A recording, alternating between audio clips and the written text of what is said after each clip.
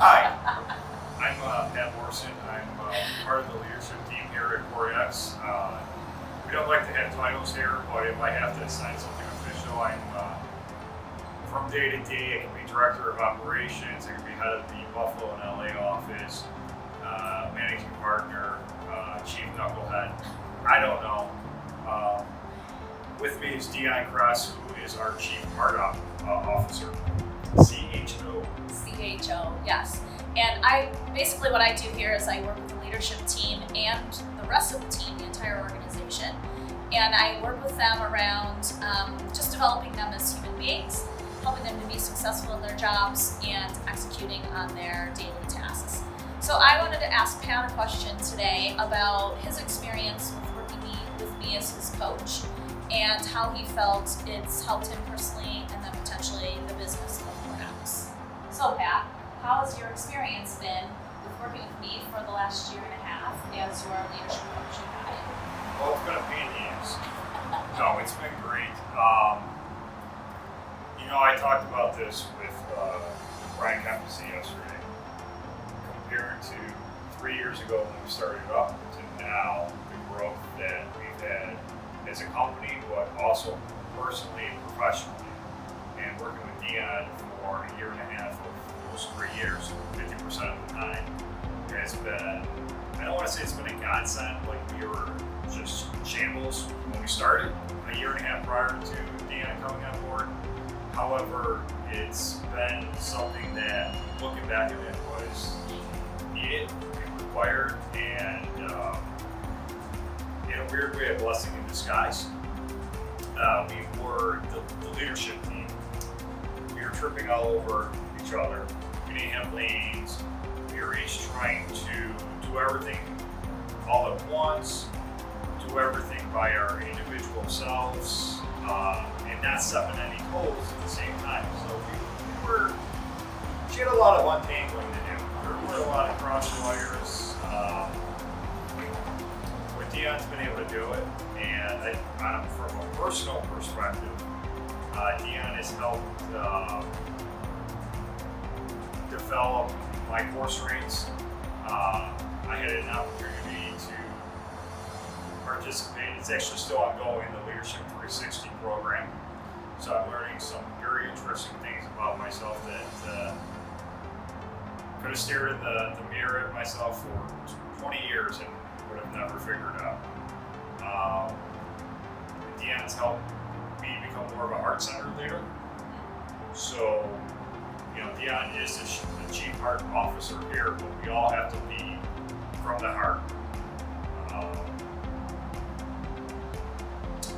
We deal with a lot of personalities here, internally and externally, and she's helped me recognize and associate and be empathetic,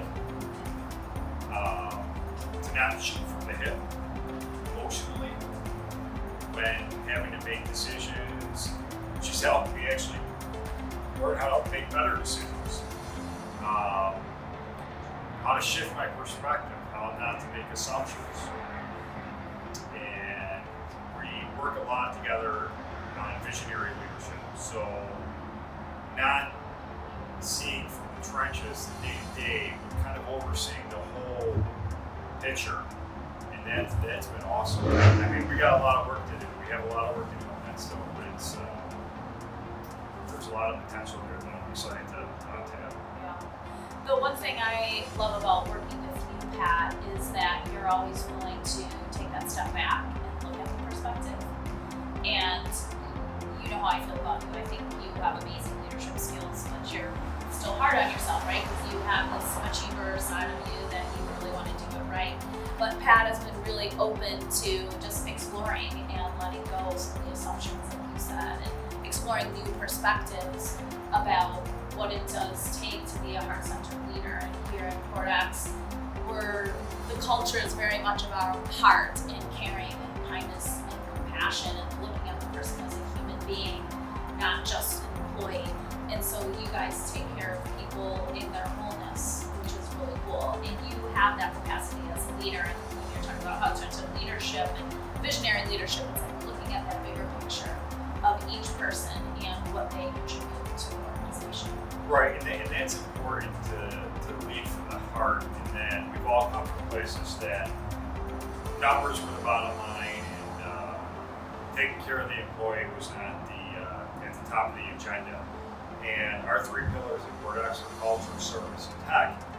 And we have the service, we have the tech, but culture is that third tripod, or third piece of the tripod, right? And if you don't have people that love coming to work and love doing what they do day in and day out, you're eventually going to crumble as an organization. And instead of crumbling, we've been flourishing, and we continue to flourish. And as we begin to train the next generation or next level of leaders, it's important that they understand that as well. And because we say every day here is day one, but since every single person's day one, we've tried to be caring individuals. We've tried to listen. We've tried to hear their voices. As they become leaders and learn how to become leaders, they see us doing it. They're going to emulate it. It's going to be easier to teach them as well. Yeah, that's really been happening. I think in the last 6 months, I started working with the entire team, and just the connection and the collaboration and the open communication and just keeping all those lines fluid, right? And you've been the master of that, right? Like during this whole Corona thing, you've really taken the lead on keeping people connected and making sure everyone's taken care of and the communication lines are open. And you talk about soft touches with the customer, but internally we do those soft touches. You and I probably talk the most of everybody. Like you and I touch base every time I'm here, right? Just a few days a week. And then just make sure we're doing those soft touches to everybody else to make sure everyone's connected and feeling part of the team.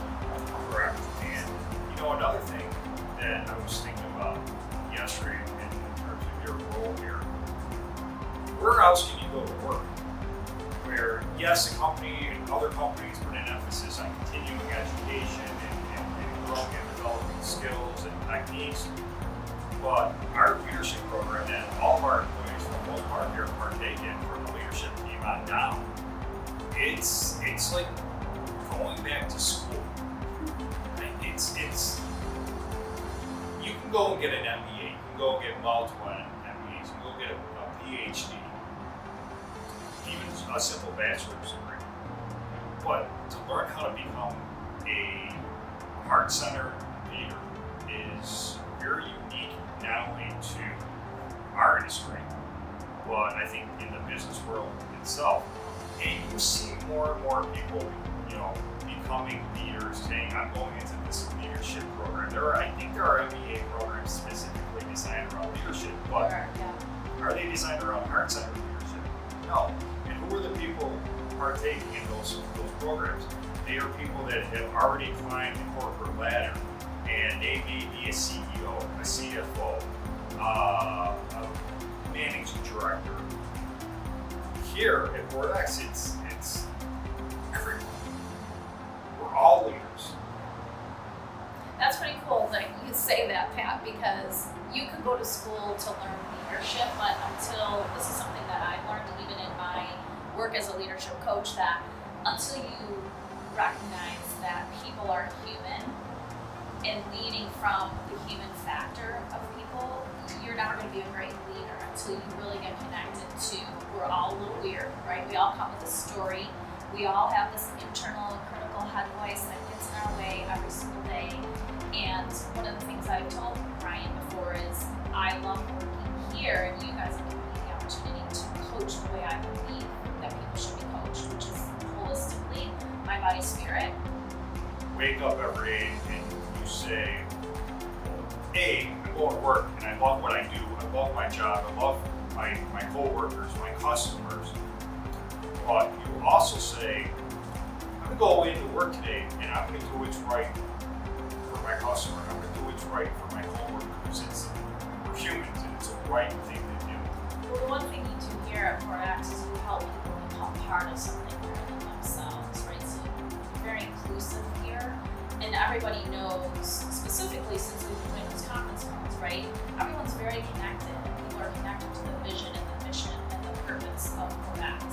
And any research that you might do in terms of employee engagement has to do with keeping people involved and letting people know that they have a contribution to something that's more meaningful and purposeful.